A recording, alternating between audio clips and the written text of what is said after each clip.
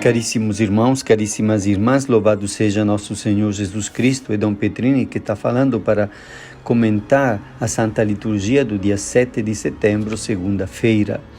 Quero recordar que hoje é o Dia da Pátria, é festa nacional, e esta circunstância é um convite para que rezemos por todo o povo brasileiro, não somente o povo da nossa diocese de Camaçari, mas por todo o povo desta grande nação, as autoridades públicas, para que sempre tenham abertura ao dom do Espírito Santo, que pode inspirar as medidas mais acertadas para crescer no bem-estar, na paz, na verdadeira democracia de uma grande nação como o Brasil certamente já é. Eu queria comentar logo o Evangelho de hoje, que é de São Lucas e que relata um fato muito significativo. Aconteceu num dia de sábado que Jesus entrou na sinagoga.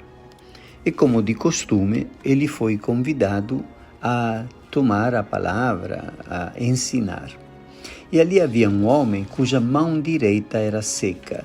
Uma mão direita seca significa paralisada, que não podia ser utilizada. E não somente isto constituía uma grave limitação para o trabalho, que naquela época era praticamente de modo quase que exclusivo o trabalho braçal, manual, em que era indispensável utilizar as mãos, mas também naquela época antiga a mão direita tinha um significado simbólico, a mão que opera o bem, enquanto a mão esquerda era considerada como aquela que opera o mal.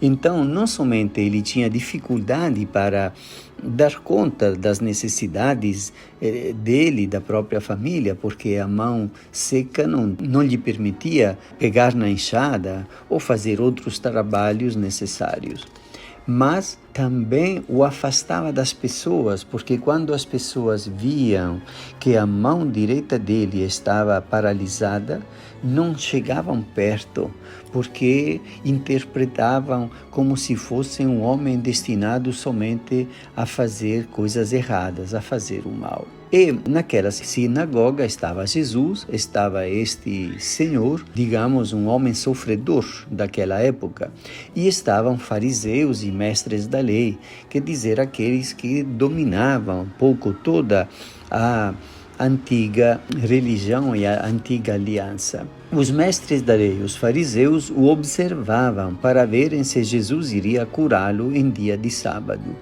e assim encontrarem motivo para acusá-lo. Jesus, porém, conhecendo seus pensamentos, disse ao homem da mão seca: "Levanta-te e fica aqui no meio." Ele se levantou, ficou de pé e disse-lhes Jesus: "Eu vos pergunto, o que é permitido fazer no sábado?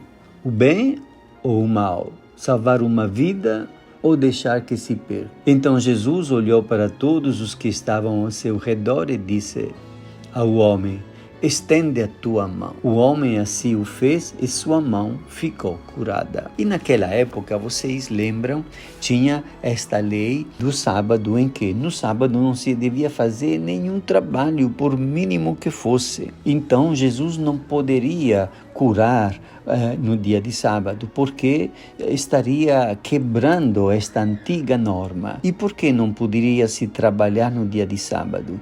Porque devia ser reservado a dar glória a Deus. Ora, mas curar a mão paralisada de um homem adulto não era um modo de dar glória a Deus mais importante do que ficar parado diante daquele sofrimento? E depois, é claro, se dá glória a Deus ao trabalho em dia de sábado, conforme ao Antigo Testamento, aquele Deus invisível, distante, para mostrar a todos os que estavam passando e vendo que aquelas pessoas observavam a lei de Deus e estavam respeitando a Deus e as suas leis. Mas Deus feito carne estava ali na pessoa de Jesus, o filho de Maria e de José.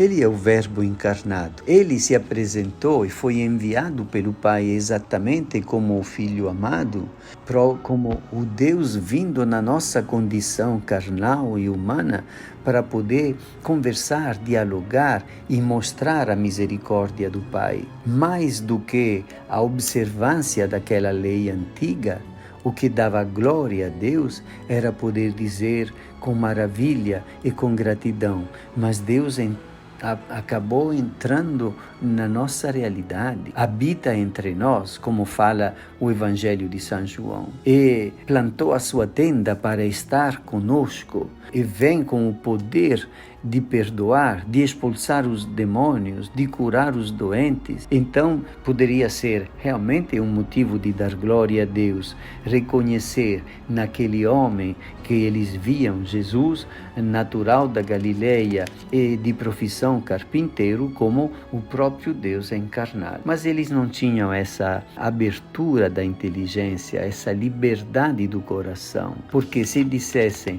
mas aqui entre nós está o Senhor Jesus, que é o Filho de Deus, o Messias que nós estávamos esperando, então eles iam automaticamente perdendo prestígio, autoridade, o destaque que eles tinham na sociedade, na religião. E então colocaram-se sempre contra Jesus, combatendo contra ele até o momento de podê-lo condenar à morte. O evangelho de hoje terminava dizendo: eles ficaram com muita raiva e começaram a discutir entre si sobre o que poderiam fazer contra Jesus. É claro que esta mentalidade não é somente daquela época antiga. O mundo continua cheio de fariseus e que tem medo que a religião venha ameaçar alguns prestígios, algum poder, os próprios privilégios, e certamente combatem de diversas maneiras a religião também nos dias atuais, em diversas partes do mundo, inclusive em alguns momentos, em algumas circunstâncias, até mesmo entre nós. Mas que postura diferente, aquela de quem com simplicidade de coração, já que não tem nada de próprio a defender, consegue alegrar-se porque vê um homem que estava humilhado pela doença e um pouco à margem de toda a realidade, curado, e poder dizer: é Deus que está agindo com poder, porque nenhum homem mortal semelhante a nós pode realizar uma cura como esta que nós vimos acontecer diante dos nossos olhos. E as pessoas mais simples eram aquelas que mais se alegravam com a presença de Jesus. Deus visitou o seu povo e veio para habitar entre nós com misericórdia e poder divino que vence o mal e a morte. Tenhamos sempre esta abertura, meu caríssimo amigo, minha querida irmã, para acolher o Senhor e olhar a todas as circunstâncias da nossa vida com o olhar de compaixão próprio dele. Te abençoe Deus Todo-Poderoso, Pai e Filho e Espírito Santo. Amém.